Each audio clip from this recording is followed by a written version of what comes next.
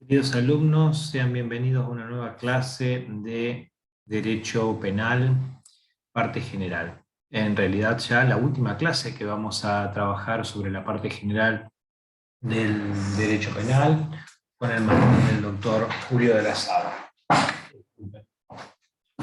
Vamos a trabajar hoy los capítulos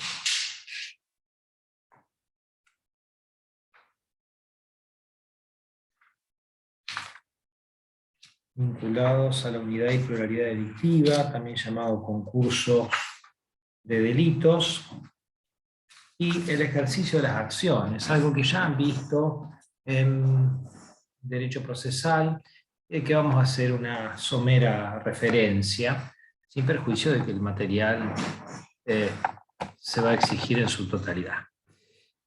Así las cosas, comenzamos con esta clase, vamos a achicar un poquito la pantallita del docente, y nos vamos a ubicar en la parte superior derecha.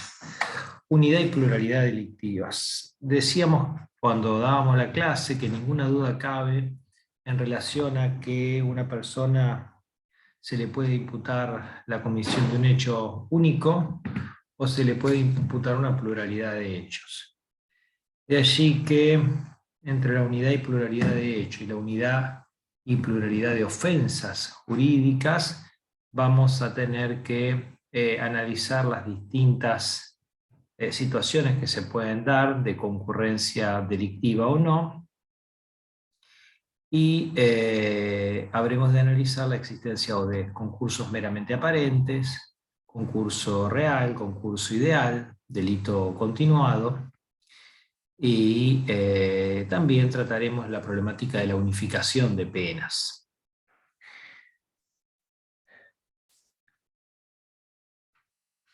Cuando se habla de concurso de delitos y unidad de proceso, nos enseña el autor que se acuerda la expresión concurso de delitos, refiere en este punto a la concurrencia o conjunción de varios delitos en la imputación que se efectúa a una misma persona en una misma ocasión. Sin perjuicio de que el proceso es uno, y en ese proceso único se pueden tramitar varias conductas humanas que han ofendido diferentes bienes jurídicos o varias ofensas a bienes jurídicos producidos por una misma conducta humana. Esto nada tiene que ver con lo que conocemos como reincidencia, que es que quien condenado y habiendo cumplido ejecución penitenciaria, es decir, habiendo transitado el proceso de pretendida resocialización de la ley 24660, vuelve a cometer un hecho delictivo. Así las cosas, comenzaremos diciendo, a ver si podemos avanzar.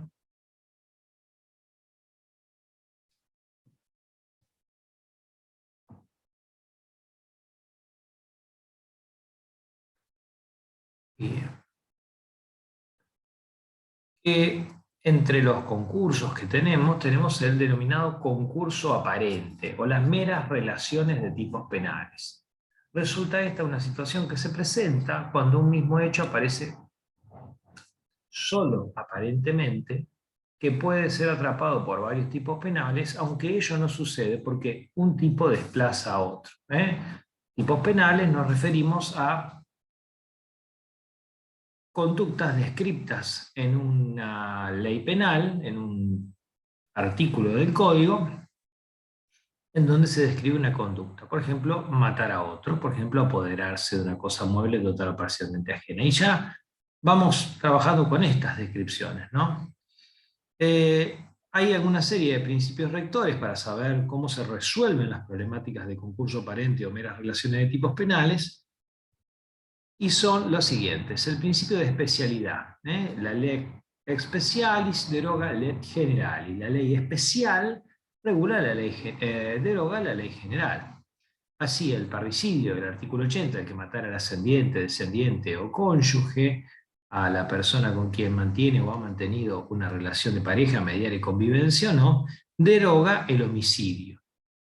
simple del artículo 79. ¿Por qué? Porque es una regulación especial para el caso de que se matare a alguien con quien se tiene un determinado vínculo. Existe, como señala nuestra imagen, un encerramiento o subordinación conceptual de un tipo con respecto al otro.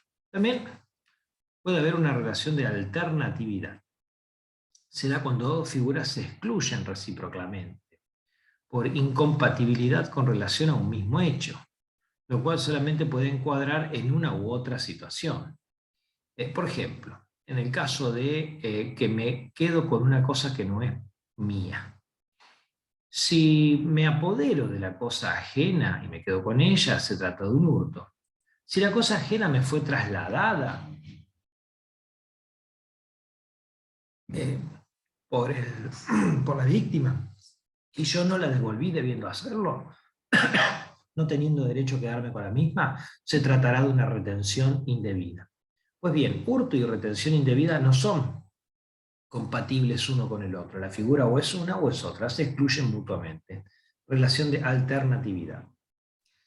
También hay una aplicación subsidiaria. Tiene lugar cuando un tipo penal está subordinado a otro más grave. Por ejemplo, el que habíamos dicho, el homicidio simple está subordinado al homicidio agravado. En el caso de la aplicación del primero, está subordinada a la aplicación de otro. Bien, se aplica el primero siempre y cuando no se aplique otro tipo. Hay una progresión de la conducta en la punibilidad de la etapa más avanzada, en algunos casos, que mantiene interferida la tipicidad de las etapas anteriores.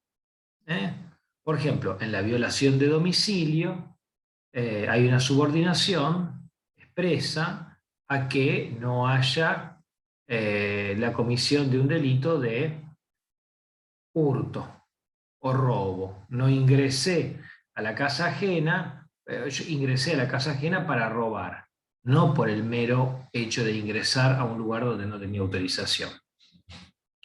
El propio artículo así lo prevé. El artículo 150 prevé que siempre que no se aplicara otra figura delictiva. Y hay otros casos en donde esta situación no se da, por ejemplo, en el abuso de armas respecto a la tentativa de homicidio. Aquí la subordinación es tácita. Habrá abuso de armas cuando dispara contra una persona sin herirla, siempre y cuando no haya querido matarla al disparar y se trate de una situación de tentativa de homicidio. Y finalmente tenemos la relación de consunción. En este caso, un tipo descarta a otro porque consume o agota el contenido prohibitivo, es decir, porque hay un encerramiento material.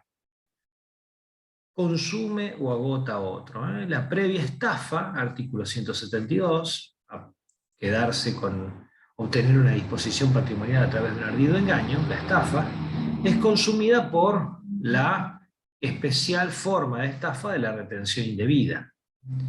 Las lesiones leves en un hecho de violación es consumida por la fuerza ejercida para acceder carnalmente a otro. Es la relación de consunción.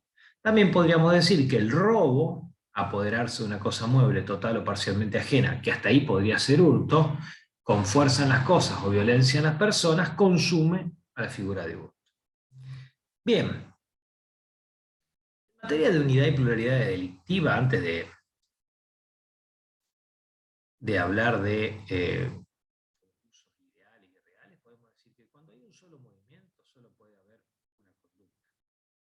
Ahora que tenemos que señalar que cuando hay varios movimientos puede haber una conducta, habrá una sola conducta si, por ejemplo, hay varios fines con el mismo hecho, puede haber varios resultados. En el caso de la bomba en el avión, hay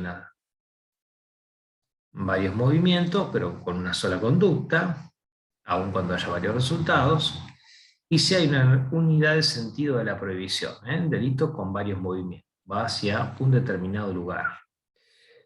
Y los concursos pueden ser homogéneos cuando se afecta el mismo bien jurídico protegido. Por ejemplo, un concurso homogéneo de delitos puede ser cuando se mata a varias personas en el mismo lugar al mismo tiempo. Hay un concurso homogéneo, el bien jurídico es siempre el mismo, y heterogéneo cuando en realidad las afectaciones a bienes jurídicos son distintas. Por ejemplo, propiedad, salud pública, integridad sexual, Ahí tenemos distintos bienes jurídicos que se afectan. Los concursos homogéneos y heterogéneos para parte de la doctrina pueden ser tanto el concurso ideal como real, pueden ser homogéneos o heterogéneos a la medida que afecten unos o varios bienes jurídicos. Bien, veamos entonces. El concurso ideal está definido como el caso en que una sola conducta cae bajo más de una sanción penal. Y el concurso real está definido como el caso en que varias conductas que son objeto de un mismo pronunciamiento judicial deben condenarse, porque no será solo sentenciarse, sino condenarse, con la misma resolución.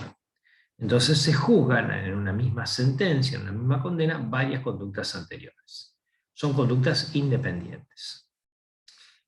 Analicemos el concurso ideal, un hecho que cae bajo más de una sanción penal.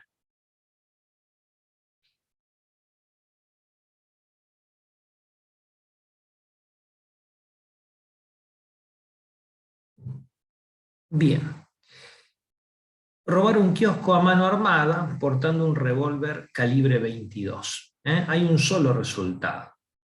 Pero este hecho cae bajo más de una sanción penal. Por ejemplo, el sujeto comete un delito contra la propiedad, apoderarse de una cosa total o parcialmente ajena, y ejerciendo la violencia a través de la aportación del arma, pero al mismo tiempo portando el arma, porque la violencia la esgrime no solo portando, sino esgrimiéndola, portando el arma también al mismo tiempo, en el mismo momento, está violando un delito contra, está violando el bien jurídico o seguridad pública a través del delito de portación indebida de arma, ya sea de uso civil o de guerra, según la característica de arma. También puede haber un concurso ideal cuando matamos a varias personas en un accidente de tránsito, o el caso de la bomba en el avión. Varios resultados con una sola conducta. Esta tesis es controvertida, pues para algunos, como la acción requiere o se compone también del resultado, esta unidad de voluntad dirigida hacia un fin que tiene un determinado resultado, en algunos lugares, esto forma parte, en algunas jurisdicciones, de concurso real. La provincia de Santa Fe es pacífica la doctrina en que se trata de un concurso ideal. En materia de concurso real, decíamos varias conductas independientes que son objeto de un mismo pronunciamiento judicial. Hechos independientes reprimidos con la misma o distinta especie de pena, dice el código. Por ejemplo, Juan ingresa a un kiosco en altas horas de la noche, abusa sexualmente de la kiosquera, lo cual no está dentro de ningún otro delito que no sea la integridad sexual, y luego se apodera y le roba todo el dinero. Son distintas conductas, aunque estén materialmente vinculadas una a la otra por una relación de continuidad. Una es subsecuente de la otra, pero no necesariamente se trata de la misma conducta. Se trata de dos conductas con afectaciones de bienes jurídicos distintos, un concurso real y heterogéneo. También puede ser que Juan roba un kiosco un mes, al mes falsea un documento público, al mes mata a un policía que intenta detener. Tres hechos en tres momentos distintos, ya no hay una relación de hecho subsiguiente, sino que se tratan de tres hechos en tres momentos distintos y que además se tratan de tres bienes jurídicos distintos. La fe pública en el caso del falseamiento del documento, la propiedad en el caso del robo, la vida en el caso de la muerte del agente de policía. Entonces, en estos tres casos tenemos un concurso real heterogéneo. Podría ser homogéneo, sí, un sujeto que roba en tres oportunidades distintas, tres hechos de concurso real homogéneo. Repasamos brevemente. Puede haber entonces, a los efectos de esta clase, situaciones de un hecho que cae bajo más de una sanción penal, concurso ideal, varios hechos independientes reprimidos con la misma o distinta especie de pena, concurso real. Si se afectan el mismo bien jurídico con una conducta sola o con varias conductas independientes, estamos hablando de un concurso ideal o real homogéneo. Si se afectan bienes jurídicos distintos, estamos hablando de un concurso ideal o real heterogéneo. No podemos hablar de concurso porque no hay concurrencia, no se trata de más de una violación a una norma jurídica que concurre en el mismo pronunciamiento cuando hablamos del mero concurso aparente. Entonces el concurso aparente es el concurso que no es. Son meras relaciones de tipos penales que se resuelven por una serie de principios rectores a los que hemos dado cuenta: especialidad, alternatividad, consunción, subsunción.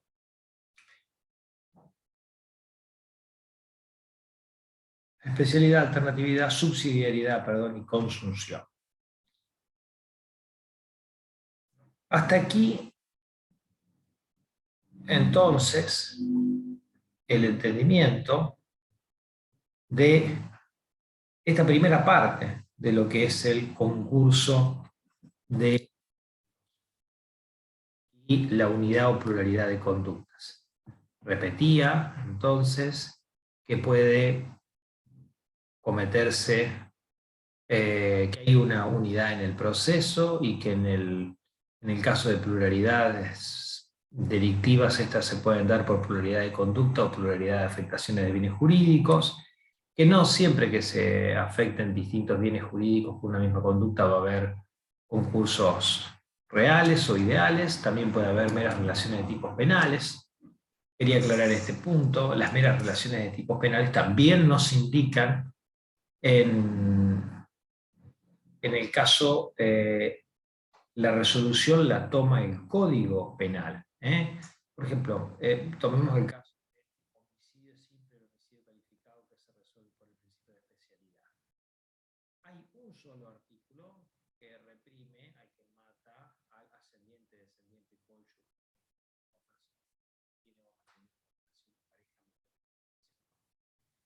Entonces no se está violando el artículo de matar a otro y ese artículo, se está violando el artículo de matar calificado por el vínculo. Hay una resolución normativa en el concurso aparente de leyes, por eso hay un mero concurso, hay una única conducta con una violación de un bien jurídico, aunque descrito en su complejidad, en un solo artículo. Después viene el concurso ideal, cuando un hecho cae bajo más de una sanción penal, y luego el concurso real, cuando varios hechos son reprimidos por la misma o distinta especie de pena.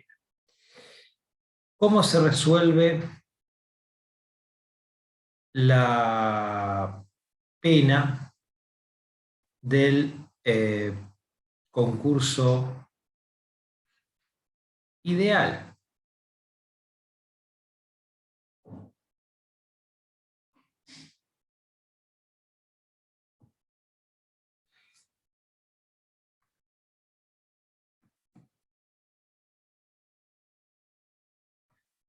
El concurso ideal se pena aplicando de los distintos delitos el que fijare la pena mayor. ¿Cómo se determina la mayoría de la pena? Primero fijándonos a la especie: reclusión, prisión, multa, inhabilitación. Obviamente la prisión va a ser superior a la multa y la inhabilitación. Luego, en el caso de escalas penales, prisión de 8 a 25 años, veremos cuál es la más cuantiosa en su máximo, luego cuál es la más cuantiosa en su mínimo. Y así determinaremos la mayor gravedad de la pena. El concurso real, que como habíamos adelantado era cuando concurrían varios hechos independientes reprimidos por una misma especie de pena, tendrá como pena aplicable al reo una pena compuesta como mínimo por el mínimo mayor de las distintas penalidades: robo, homicidio, estafa. El homicidio es la que tiene la pena más alta, 8 años, se aplicará el mínimo mayor. Y como máximo, la suma aritmética de las penas máximas correspondientes a los diversos hechos. Así las cosas, entonces, los máximos serán 25, más 2 años, más, no recuerdo cuál era, sumaremos los máximos, y si no superan los 50 años, entonces podrá tener el máximo de la suma aritmética de los máximos que se trata.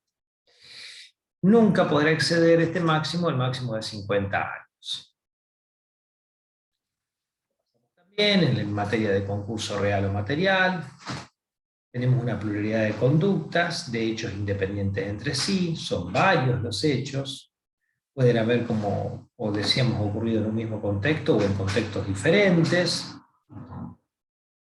Y en cuanto a la punición, se aplica la pena única mediante la acumulación, todas a través del sistema de acumulación por suma aritmética con tope de 50 años. Y finalmente, terminamos esta unidad con lo que conocemos como delito continuado. Se dan aquellos casos en que la repetición de conductas no implica un concurso real, sino un mayor choque de la conducta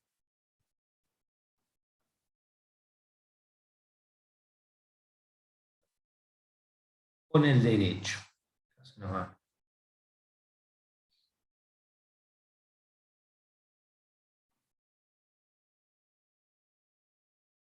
Mayor choque de la conducta con el derecho. Decíamos, hay delito continuado cuando se produce una repetición de acciones humanas, pero que en definitiva estas acciones constituyen una unidad de hecho que en definitiva es como si no tuviera solución de continuidad jurídica. Veamos los requisitos de procedencia o de construcción de la figura del delito continuado. Pluralidad de hechos. Deben presentarse varios hechos materialmente diferenciables entre sí. Vamos a poner el caso del robo del collar de perlas. El sujeto que quiere apoderarse de un collar de perlas y todos los días sustrae una perla por la izquierda, sabe que tiene 60 perlas, toma 60 perlas de réplica falsas y todos los días retira una perla por la derecha y coloca una perla por la izquierda y vuelve a encajar el collar. Entonces, pluralidad de hechos. ¿Se presentan varios hechos? Sí, todos los días hay un apoderamiento de una perla. Hay un factor final que requiere una unidad de dolo o resolución unitaria. En este caso, la unidad de dolo es robarse, hay un dolo, robarse un collar. Una unidad de propósito delictivo, un factor final unitario, dirá el autor, como en cualquier tipo de delito, las perlas del collar. También debe haber homogeneidad en el bien jurídico afectado. Siempre es el mismo bien jurídico, la propiedad, porque siempre estamos hablando del mismo designio delictivo, que es apoderarse del famoso collar. Homogeneidad en los modos de comisión. Siempre se trata de la misma acción, aunque repetida en el tiempo. O la misma víctima, o víctimas. Pónganse que el collar pertenecía a un grupo de personas que lo habían comprado conjuntamente porque era una réplica antigua de una joya francesa. Bueno, siempre son las mismas víctimas, no es que tenga que haber una única víctima, sino una unidad de víctimas, siempre se afecta a la misma víctima o grupo de víctimas. Cierta conexión temporal-espacial, es decir, el sujeto debe, en esta unidad de dolo y repetición de conductas, realizar como parte de una conducta total las distintas sustracciones a los efectos de apoderarse finalmente del collar. Entonces todos los días roba con esta sincronía la perla, o todas las veces que va a un determinado lugar se apodera de ella, o todas las veces que puede hacerlo y que no está vigilado. Es decir, hay una unidad de conexión temporespacial también. Y hay una identidad de tipo legal realizado, siempre se revisa el mismo tipo legal, robo, hurto, es decir, hay una unidad también en este sentido. Bien, hasta aquí, en líneas generales, la problemática relativa al delito continuado, y decimos también, para conocimiento de ustedes, que tenemos la problemática de la unificación de penas, que requiere imposición de penas en distintas sentencias a una misma persona, aunque haya sido dictada en distintas jurisdicciones. La unificación puede darse tanto de condena como de pena. En el caso de condena se vuelve a dictar una nueva condena, y en caso de penas lo que se vuelve a dictar es una pena se determina una pena única y total, pero no se refundan las condenas, no se vuelve a condenar al sujeto, sino solamente se impone la pena última.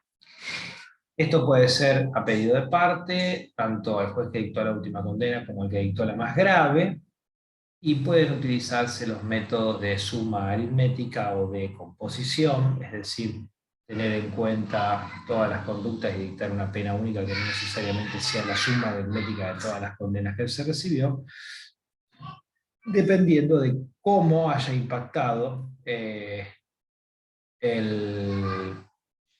la imposición de cada una de las penas o condenas la composición por los hechos por los que fue condenado previamente. Y siempre justificadas en la atención al principio de razonabilidad. Cualquiera es aceptable de estos métodos, pero deben de fundarse racionalmente las decisiones del juez. Bien, veamos, guardo un segundito.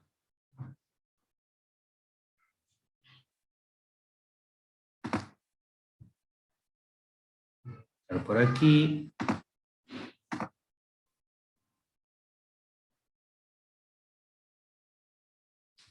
Un momentito. Ahora vamos a hablar de las acciones penales. Vamos a utilizar una. Aquí entonces decíamos la problemática de la unidad y pluralidad delictiva y del concurso de delitos. Podemos tener una mera relación de tipos penales, un concurso ideal, un concurso real. También podemos tener una situación de delito continuado y finalmente podemos tener que resolver el caso de un sujeto que ha sido penado en varias oportunidades en distintas sentencias por un sistema de unificación tanto de penas como de condenas. Nos queda ahora analizar desde el punto de vista de la punibilidad el tema vinculado a las acciones penales. Hago una breve referencia ya que este tema ustedes también lo han tratado con el profesor Clavero.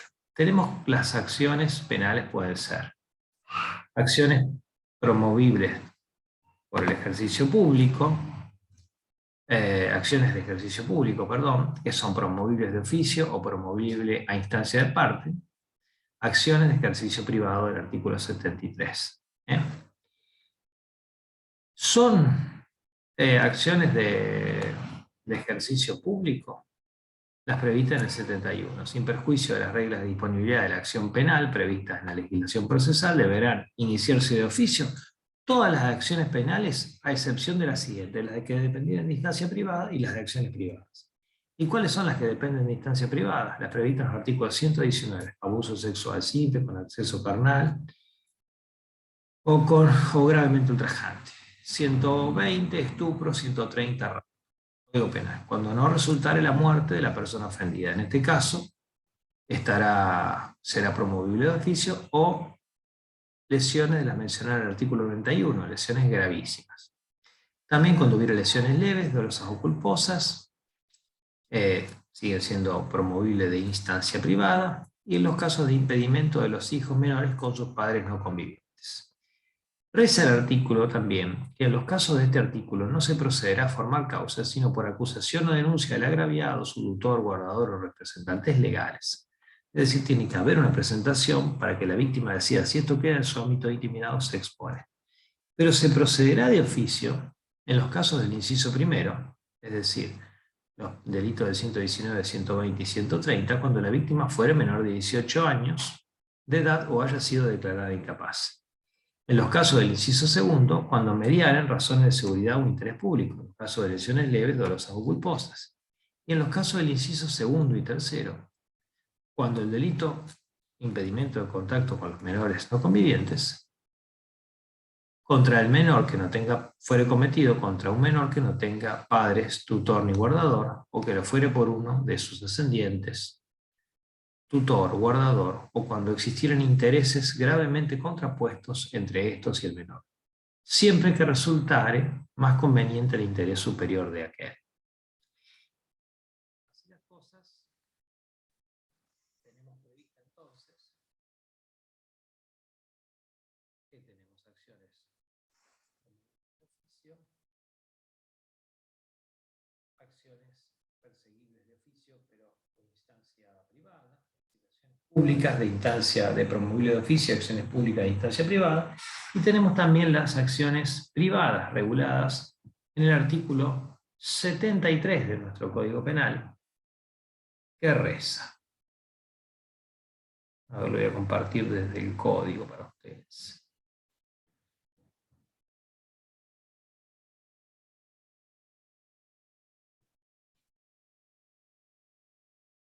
Bien.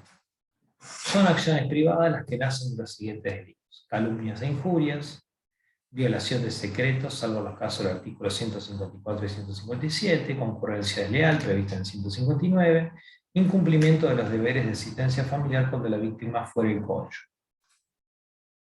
Señala también el artículo que son acciones privadas las que, de conformidad con lo dispuesto en las leyes procesales correspondientes, surgen de la conversión de la acción pública en privada o de la protección de la acción penal por parte de la víctima. Es decir, en los casos en que se hubiera autorizado la conversión de la acción, el fiscal decide no perseguir, la víctima puede hacerlo, ahí la acción se convierte en privada.